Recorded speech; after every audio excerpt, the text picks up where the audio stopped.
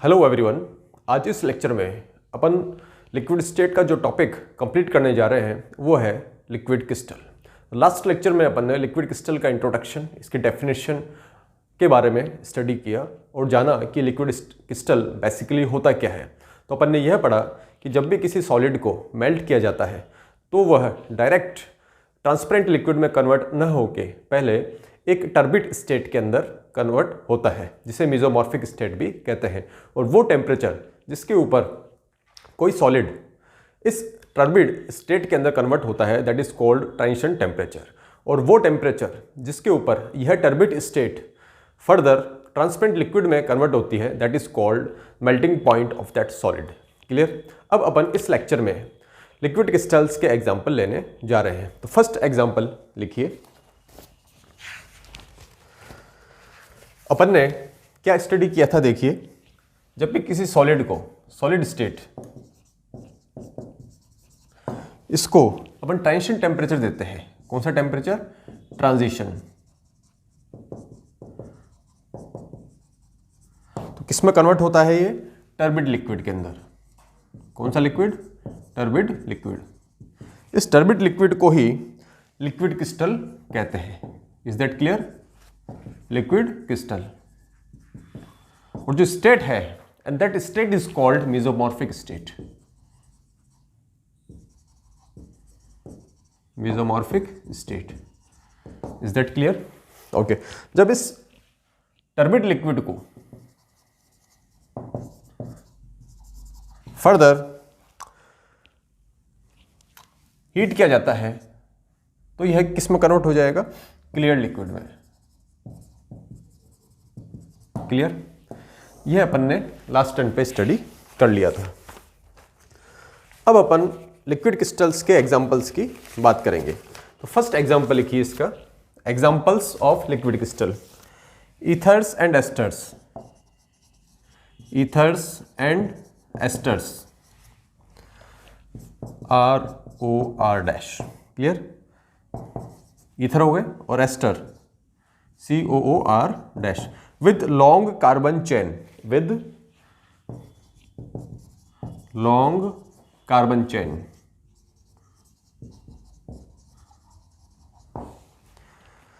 हिंदी में लिखे तो दीर्घ कार्बन युक्त ईथर एवं एस्टर। दीर्घ कार्बन युक्त ईथर एवं एस्टर। ईथर एवं एस्टर। क्लियर? यहां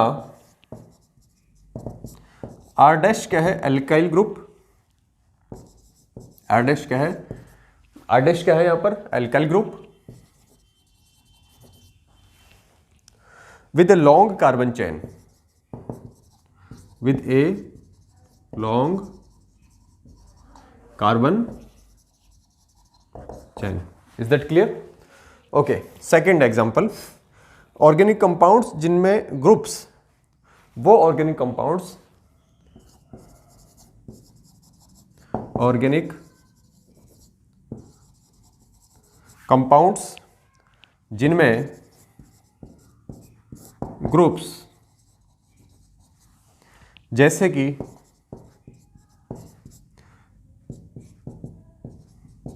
साइनाइड या N double bond N single bond O, ये वाला ग्रुप हो, या डबल बॉन्ड ग्रुप हो।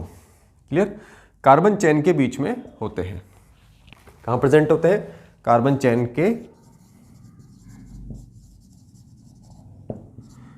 के बीच में उपस्थित होते हैं। वो भी क्या होते हैं? वो भी क्या बनाते हैं? Liquid crystals. Now next point लिखिए। एग्जांपल नहीं है, point. Para cholesteryl benzoate. Para CHOLESTERYL। Para cholesteryl benzoate. Para cholesteryl benzoate. क्या फॉर्मूला होगा? C6H5COO C27H45। ये इसका फॉर्मूला है। पहला सॉलिड था, पता होना चाहिए भाई, नॉलेज है। पहला सॉलिड था जिसमें लिक्विड क्रिस्टल बनाने के गुण पाए गए, जिसमें लिक्विड क्रिस्टल बनाने का गुण पाया गया, जिसमें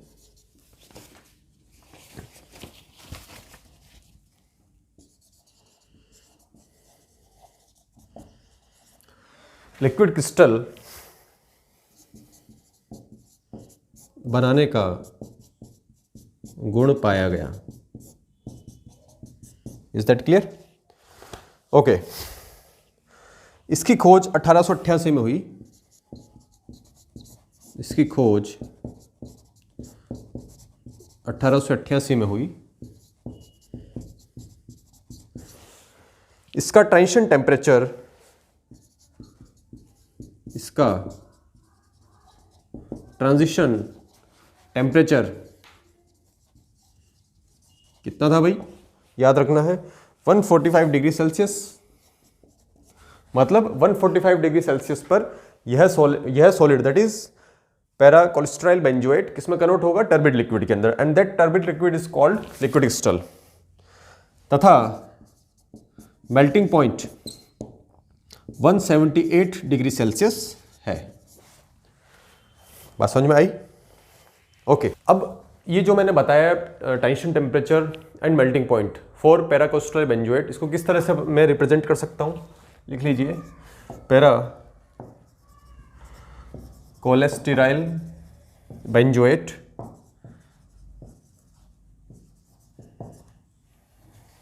पैरा कोलेस्टेरॉल बेंजोएट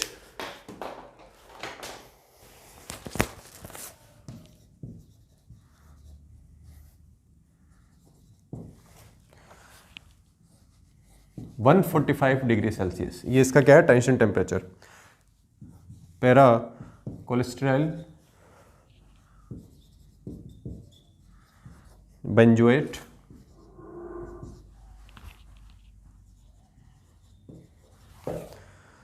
ये कौन सी स्टेट है भाई? मीजोमॉर्फिक स्टेट। मीजोमॉर्फिक स्टेट, इसको ही क्या कहेंगे अपन? Liquid crystal.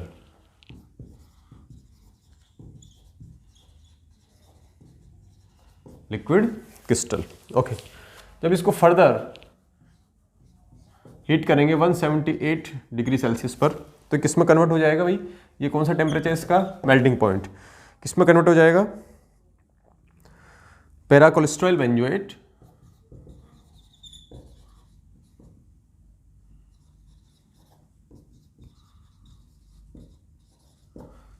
ये क्या कौन सी स्टेट है भाई? Liquid state.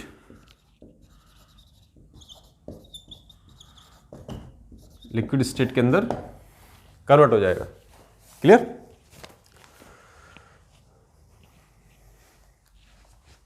तो अब आप एक टेबल बना लीजिए, एक टेबल बना लीजिए और इसमें सॉलिड, लिक्विड क्रिस्टल और लिक्विड्स के बीच में क्या डिफरेंस है उसकी अपन स्टडी करेंगे। सॉलिड्स, लिक्विड क्रिस्टल और लिक्विड्स। तो एक टेबल बना लीजिए, यहां लिखिए सॉलिड, यहां लिख लीजिए लिक्विड क्रिस्टल,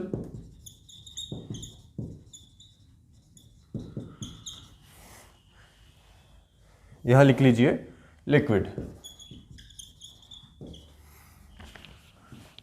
और यहां लिखेंगे अपन इसकी प्रॉपर्टी।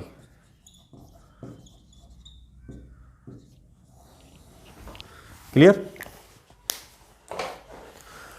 तो फर्स्ट है molecular mobility. Molecular mobility first. Molecular mobility पहले प्रॉपर्टीज लिख लेते हैं, फिर अपन फटाफट इसकी स्टडी कर लेंगे। Second fluidity, FLUIDITY। थर्ड है आपकी विस्कोसिटी।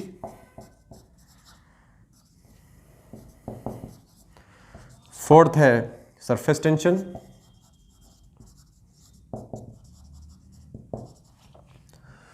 फिफ्थ है एनिसोट्रॉपी।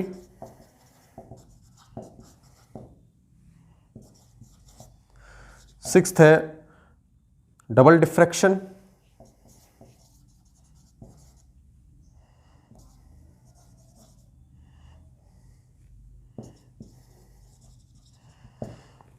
जिसको अपन कहते हैं द्विविवर्तन।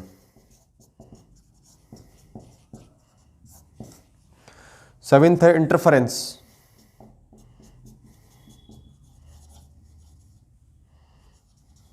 इसको कहते हैं अपन व्यतिकरण। Is that clear?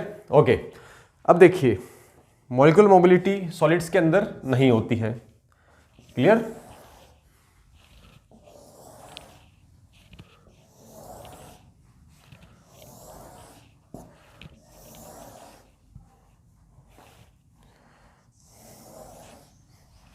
देखिए अब ध्यान से, लिक्विड क्रिस्टल के अंदर पाई जाएगी, लिक्विड्स के अंदर भी मॉलिक्यूलर मोबिलिटी प्रेजेंटेड। फ्लूइडिटी इसमें एब्सेंट और इसके अंदर दोनों में प्रेजेंट होगी। विस्कोसिटी की बात करें तो इसके अंदर नहीं होगी, इसके अंदर और इसके अंदर प्रेजेंट होगी। सरफेस टेंशन की बात करें तो सॉलिड्स के अंदर यह नहीं पाई जाती है प्रॉपर्टी, इसके अंदर और इसके अंदर पाई जाती है। एनाइसोट्रॉपी की बात करें तो इसके अंदर और इसके अंदर एनाइसोट्रॉपी प्रेजेंट होती है, जबकि इसके अंदर आइसोट्रॉपी प्रेजेंट होती है। डबल डिफ्रैक्शन की बात करें तो ये दोनों solids and liquid crystal double diffraction show करते हैं, जबकि लिक्विड डबल डिफ्रैक्शन शो नहीं करते हैं। इंटरफेरेंस की बात कर रहे हैं तो ये दोनों शो करेंगे और ये लिक्विड्स शो नहीं करते हैं। तो अपन देख सकते हैं कि लिक्विड क्रिस्टल जो है उसमें सॉलिड्स और लिक्विड्स दोनों की प्रॉपर्टीज पाई जाती है।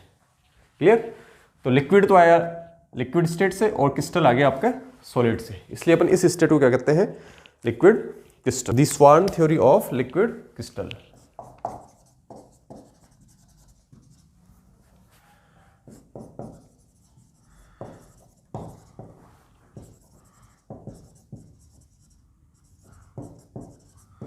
देखिए क्या होती है स्वान थ्योरी, क्या होती है ध्यान से देखिए,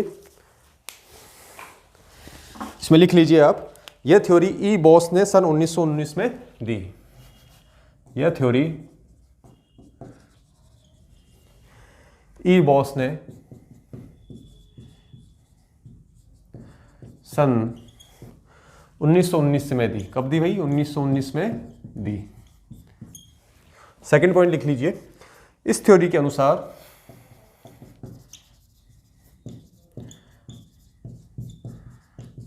अनुसार मीजोमॉर्फिक स्टेट ऐसे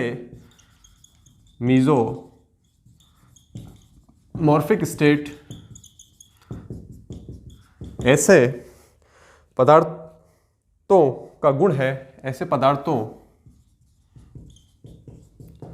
या बोल दो कंपाउंड्स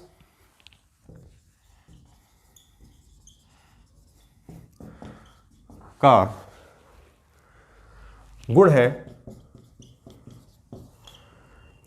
जिसमें मॉलिक्यूल्स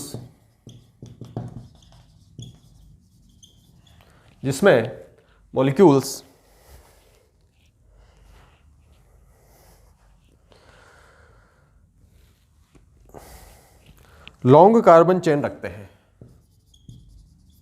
लॉन्ग कार्बन चेन रखते हैं। क्लियर? ऐसे मॉलिक्यूल स्वयं को परस्पर एक दूसरे के पैरेलल अरेंज करने का प्रयास करते हैं। ऐसे मॉलिक्यूल्स स्वयं को एक दूसरे के पैरेलल अरेंज करने का क्या करते हैं भाई? प्रयास करते हैं।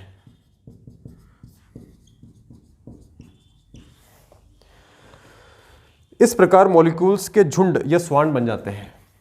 इस प्रकार मॉलिक्यूल्स के जो झुंड हैं, इन झुंड्स को क्या बोलते हैं? स्वान बन जाते हैं। क्लियर? एक स्वान के सभी मॉलिक्यूल्स, नेक्स्ट पॉइंट, एक स्वान के सभी मॉलिक्यूल्स म्यूचुअली पैरेलल होते हैं, म्यूचुअली पैरेलल होते हैं, लेकिन यह आवश्यक नहीं है कि, लेकिन यह आवश्यक नहीं है कि वे दूसरे स्वर्ण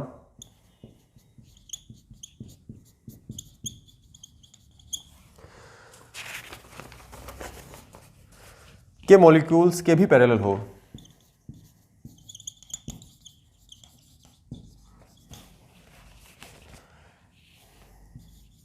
भी पैरेलल हो। प्रत्येक स्वर्ण एक छोटे क्रिस्टल के समान व्यवहार करता है। प्रत्येक स्वर्ण एक छोटे क्रिस्टल के समान व्यवहार करता है। Is that clear? Okay. Turbidity का मुख्य कारण, टर्बिडिटी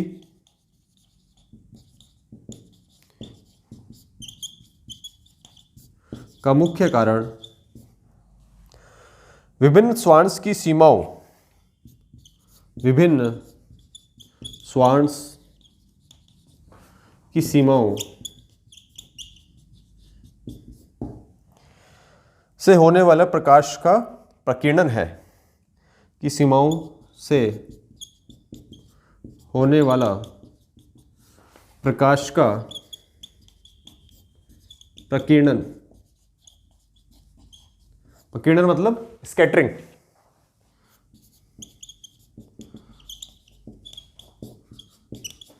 क्लियर? डायग्राम बना लीजिए एक।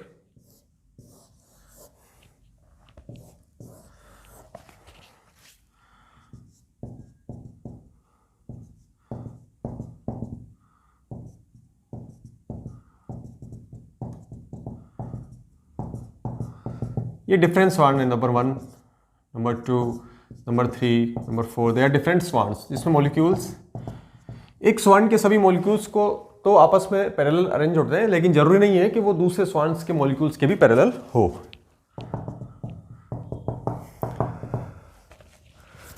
तो ए है और ये बी है। ए है आपका लिक्विड क्रिस्टल, क्लियर, और बी है आपका क्लियर लिक्विड। तो आप देख सकते हैं कि लिक्विड क्रिस्टल्स है उसके अंदर दे आर डिफरेंट स्वार्न्स। देखिए A B, they are different swarms, जबकि क्लियर लिक्विड के अंदर स्वार्न्स नहीं होते, बल्कि सभी मॉलिक्यूल्स रैंडमली डिस्ट्रीब्यूटेड होते हैं। तो नेक्स्ट पॉइंट लिख लीजिए, प्रत्येक स्वार्न अपने आप में ट्रांसपेरेंट होता है। प्रत्येक स्वार्न अपने आप में ट्रांसपेरेंट होता है, परंतु संपूर्ण लिक्विड टर्बिड दिखता है। परंतु संपूर्ण liquid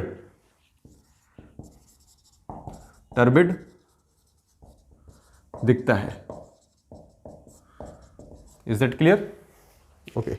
turbid liquid show anisotropy. Turbid liquid show anisotropy. Okay. Temperature बढ़ाने पर, टेम्परेचर बढ़ाने पर मॉलिक्यूल्स की वेलोसिटी बढ़ती है। मॉलिक्यूल्स की वेलोसिटी बढ़ती है और डिफरेंट स्वार्न्स के मॉलिक्यूल्स एक दूसरे में मिक्स होते हैं, और डिफरेंट स्वार्न्स के मॉलिक्यूल्स मॉलिक्यूल्स एक दूसरे में मिक्स होते हैं। क्लियर? अतः स्वांस के आकार छोटे होने लगते हैं। अतः स्वांस के आकार छोटे होने लगते हैं। दैट मीन्स जैसे जैसे टेम्परेचर बढ़ाओगे तो ये जो स्वांस हैं जिनकी अपनी आइडेंटिटी है वो अपनी आइडेंटिटी खो देते हैं। एक स्वान के मॉलिक्यूल दूसरे स्वान के मॉलिक्यूल से मिलने लगते हैं और लिक्विड क्रिस्टल किस में कन्वर्ट हो जाता है? क्लियर लिक्विड के अंदर। एक निश्चित टेम्परेचर पर स्वांस का साइज बहुत छोटा हो जाता है और प्रकाश का प्रकीर्णन that is scattering of light बंद हो जाती है। इस टेम्परेचर पर liquid crystal transparent clear liquid में बदल जाता है। इस टेम्परेचर को क्रिस्टल का मेल्टिंग पॉइंट कहते हैं। क्लियर लिक्विड आइसोट्रॉपी शो करता है। लिक्विड क्रिस्टल कौन सी ट्रॉपी शो करता है? एनिसोट्रॉपी। जबकि क्लियर लिक्विड क्या शो करता है? आइसोट्रॉपी। टेम्परेचर कम करने पर उपयुक्त प्रकीर्णन विपरीत मीन्स टेम्परेचर जैसे जैसे कम करोगे आप तो क्लियर लिक्विड किस में कन्वर्ट हो जाएगा? फिर टर्बिड लिक्विड के अंदर होने लगती है और उसी डेफिनेट टेम्परेचर पर लिक्विड में वापस टर्बिडिटी आ जाती है। तो वापस से आपको क्लियर लिक्विड से क्या बन जाएगा? आपका turbid liquid that is liquid crystal. तो आई थिंक आपको लिक्विड क्रिस्टल के बारे में समझ में आ गया होगा। Thank you.